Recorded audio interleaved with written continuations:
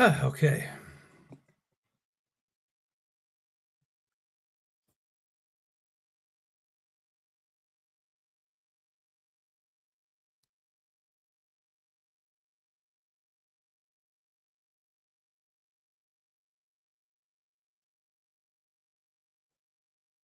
I guess I'm gonna say I'm live.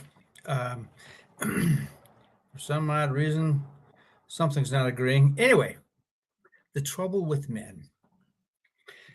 I'm reading two books in tandem right now. One is The Archetype of Initiation by Robert Moore, and the other is Spiritual Bypassing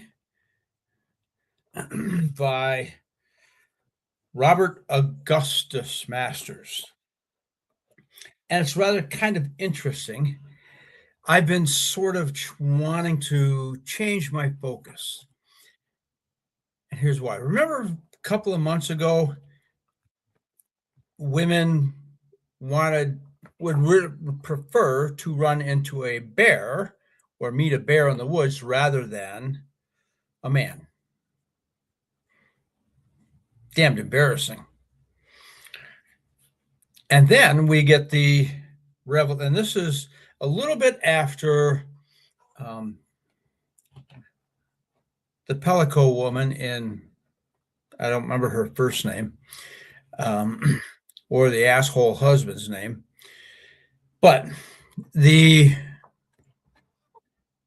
was after that, and then they would, and then after women said they would rather meet a bear, and that made its way around the internet.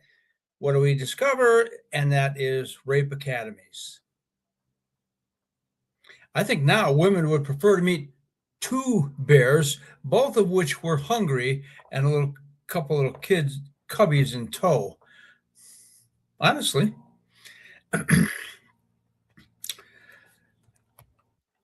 last night I went and saw a local play.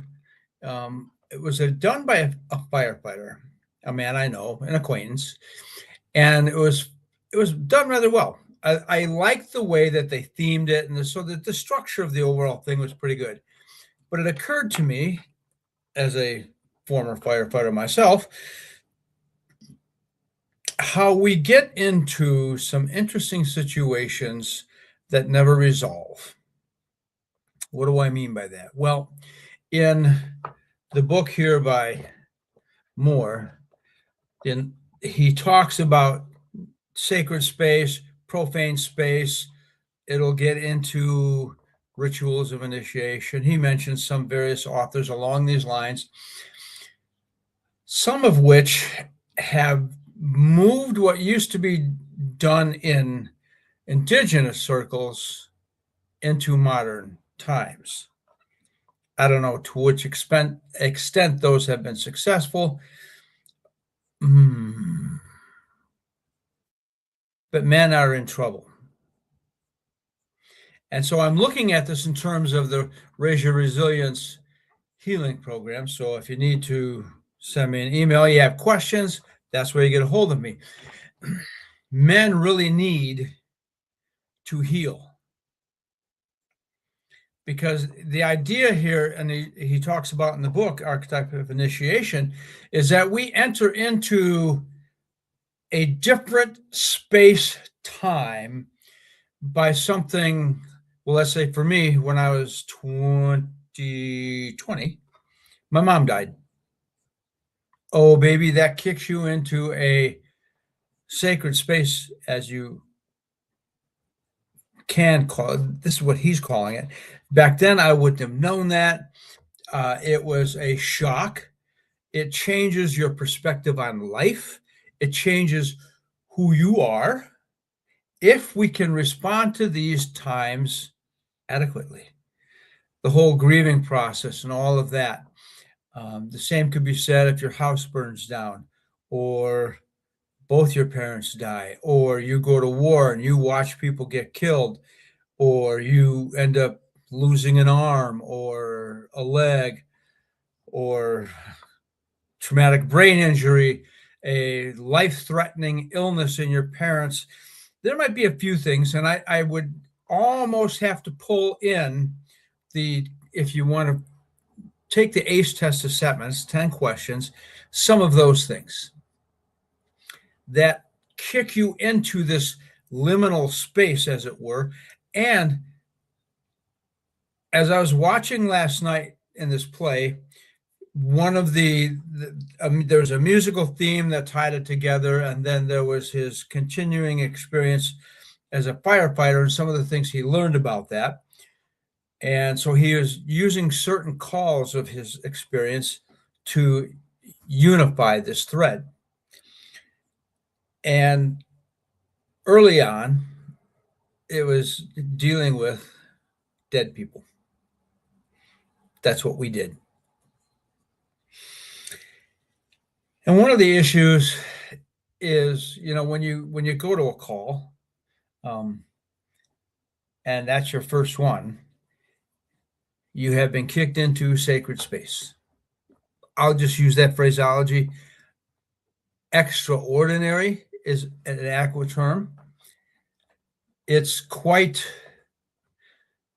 and there's a difference. If you go to a call, let's say, and that person is dead, they died, they're 80, 90 years old, and no signs of trauma or no anything. Maybe they had a heart attack, they fell over dead, but that's death.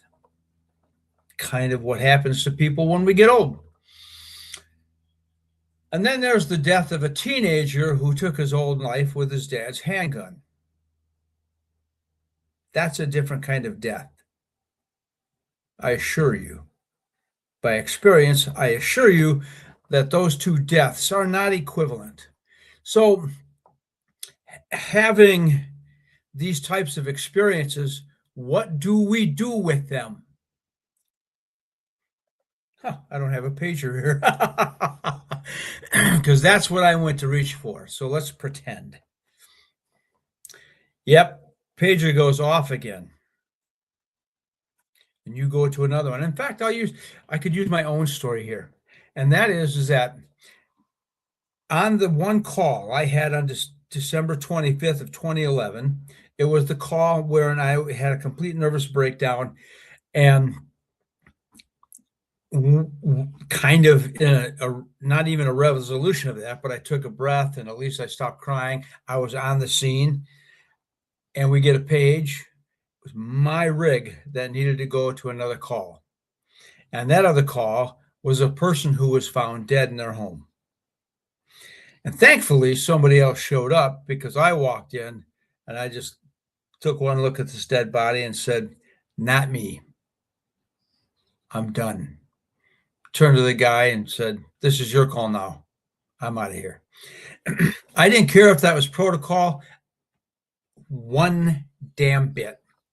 I was done with dead that particular day, because the previous call was also a dead. Now, if you go to raiseyourresilience.com, you will note that there is a blog post on there called My Perfect Storm, which talks more about this. So I won't go into those details, because I had those two different deaths on that one day. And that in the 15, so 15, 16, 17, roughly 18 years, something like that, 1999 to 2015.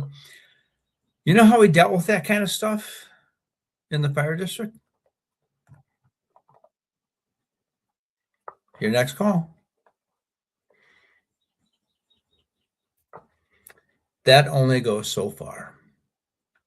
So there is no recognition of this being kicked into this other kind of space-time, which Moore calls sacred space, in which, if we had the right resources, we could resolve some of the stuff that we're dealing with. But we don't. And in fact, I would say that even at that next call, what we're doing is even bragging about, "Yeah, I just had two dead, I'm a tough guy." And we know all too well that this is kind of a norm among some men. which is interesting because I know that men love to accessorize. They accessorize their trucks and their AR-15s like they would put trans people to shame. And who are they patting on the butt side about that? Yeah. The other guys with AR-15s and big trucks. Yep, men are in trouble. It's because we lack these things as boys. And I think about, and I don't know if it was called the Emerald Rainforest. I kind of think it was, but some white kid gets adopted into a tribal society, and he just grows up as a boy, and then one day the hormone train arrives, and that's when the chief says, time to move on. And I know in some tribal societies, they had structures where once that initiation, they had a ritual and an initiation, and that was how they got moved into being a man. Women had their own, and I've read about some of those. Men in modern culture have jack shit. Zero, zip, nothing. And we now have rape academies online. That's perfectly stupid, perfectly absurd. And we can talk about all the world leaders as evidence and proof, and that's correct. How do we correct this? Well, we correct this by beginning again. So if I get a male, I'm even thinking about changing my own program to include a little bit more of some ritual aspect of making this time of dealing with the things that because in my program is a little different than most. When I'm talking about healing trauma, I'm not talking to you. I'm watching you tremor. But it's still a sacred space because all of that stuff is inside of me. All of that male stuff that's somewhere, never woke up unless it was kind of in an ACE test way. Whereas for me, my parents never ever talked to me, not my mom and not my dad, never talked to me about anything sexual. And so when I was, I think 8, because this is how the math worked out for me. I was 8 and I was I was walking with my good friend, Mark Fosshager, and his dad, and we were down by the railroad tracks and up there to this day still. I mean, it seemed like it was, way up there. Well, that's probably because I wasn't real big, but up there in the trestle, fuck. Somebody spray painted it in black letters.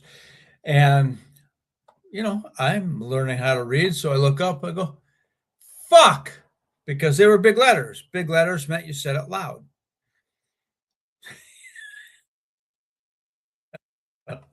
Mark's dad.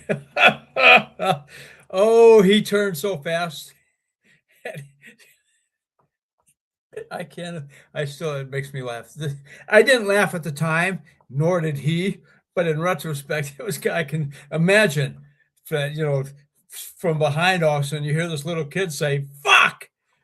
And he turned around and said, what did you say?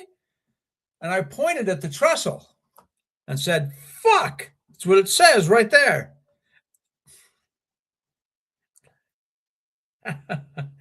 So he said, that's not a word you should use. And I said, why? What does it mean? He says, go home and ask your dad. So this is how I'm remembering this. So I did. Went home and asked Dad, Dad, what's fuck mean? Ask me when you're 13. And I remember at that time thinking, that's 5 years away. Now, did I remember when I was 13? No. You know why? I already knew. And you know who told me? Wasn't my dad, wasn't my mom. I mean, I was already in the drug scene. So all of that kind of stuff was kind of common knowledge in, junior high and high school. And so I didn't get any of that information. I think that's too true. In fact, while I was looking for places to hide certain things that I had, I found the hiding places of things that my dad had relative to women's bodies. So that's kind of how I learned about women and how men should view women and what women were desirable and which ones were not, so forth and so on. Anyway, no rituals, no initiation, no care, no, this is the stuff that matters, son. This is what happens if you're not careful when the hormone train shows up. So for my kids, what I thought was, oh man, my ex and I, we were all over those kids for years about cleaning their bedroom. Did that work?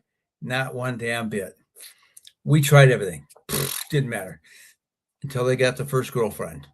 Oh, baby, you come home and you walk by the door and you go, what in the fuck is this? It's just like a museum piece. And then later you say, okay, over a couple of weeks, you started to hear that so-and-so's, you keep mentioning this girl's name. She's my girlfriend, kind of. So that explains the clean bedroom. You want her in it. Ooh, okay, so it's time to go buy the first box of condoms, sit down and talk about the birds and the bees. And they already knew all that shit. Mostly because anytime they asked us something, we did answer them because we knew that as kids, are they going to be, go pursuing this? Well, I'm sorry, my youngest son, no, they'd ask a question, something they heard, so they'd ask us because we were safe-ish, and so we'd answer their questions. And I remember we got into the word fuck one day, and we said it so many times it was meaningless. By then we were laughing hysterically, all four of us. So there is this answering of the children's questions. And, I was still at a loss because I didn't have any of that. I had just made kind of a pledge that I wasn't going to be like my parents. And in the event, this is where men have gone wrong. This is stuff that needs to be corrected. The porn industry in this country alone is hundreds of millions, if not just slightly over $1 billion. Wow. That's completely wrong. And our attitudes about sexuality are unbelievably archaic and harmful. I'll say that. They're harmful. So we have to work on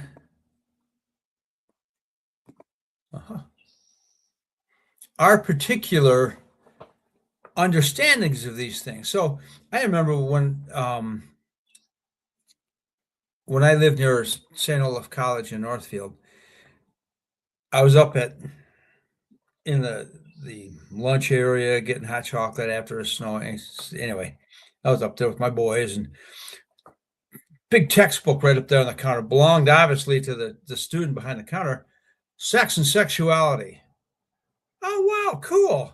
So I said, can I scope through here? Just kind of, scan the thing quickly? Sure. So I'm scanning through it. And what I was looking for was, what is this saying about sexuality? A book this thick, and it had this little tiny bit about sexuality. The rest of it was about sexual positions and other stuff like that. It's just like, that's bass-ackwards. What does it mean to be a woman? What does it mean? And I started to think about engaging the student, and I thought, nah, that probably won't be appropriate. So I let it go. Now, in all of that stuff, that's where this comes in. Because in all of these things, there is the possibility of really glossing over the issues that we have in our sexuality because we've been wounded there. And that stuff needs to be healed. That's kind of why I'm changing the focus of my program to direct it more towards men, because honestly, more men than be in the community that I'm in as a somatic therapist. 95% of the clientele are women. More than that are the people who are going into it as a profession. You know what I don't see? I don't see men as sexuality teachers or sex therapists. There might be some, but I hear from a lot of women who are certified in those fields, and damned if I could find where I can get trained, because men need this kind of thing. I want to abolish rape academies, not by pulling cords and all that kind of shit, because it'll pop up somewhere else. You know what I want? Male hearts, male minds, so I can turn them into men who understand consent and how sexy that is. Men who understand that no means no. Men who care about themselves. And honestly, healing your trauma will help create all of that. And religion, and I've been there, will overlook almost all of that. Oh, I assure you, been there, done that. So the trouble with men, they're wounded. The solution, heal your trauma. Simple as that. So if you're looking at this or you're seeing this and you're a man and you just want to talk about it, let me know. No pressure. Yeah, I'd love you to be a client, but no pressure. Let's talk about it so you understand how we approach this, because it's rather unique. You don't have to tell me about your sexual stuff at all, anytime ever. You might not even remember it. But let's have a conversation. That's where it all starts. And if you're not a man, this works for women too, but I'm aiming at men because that's a bigger need right now. Cool. Healing. If you're a woman and you want to talk about it, that's cool. You know where to find me. That's my email address. If you know a man who might resonate a little bit with this, pass this along. Let them see this, hear this, and have them get a hold of me. I know it's been kind of longish here, but I wanted to address some of the features about why I think what I do about this and address that. Anyway, may the rest of your weekend be glorious, kind of like it is outside right now. It's beautiful outside. Man, the windows are open. The heat and temperatures and everything are just beautiful. It's probably in the 60s. Nope, don't know.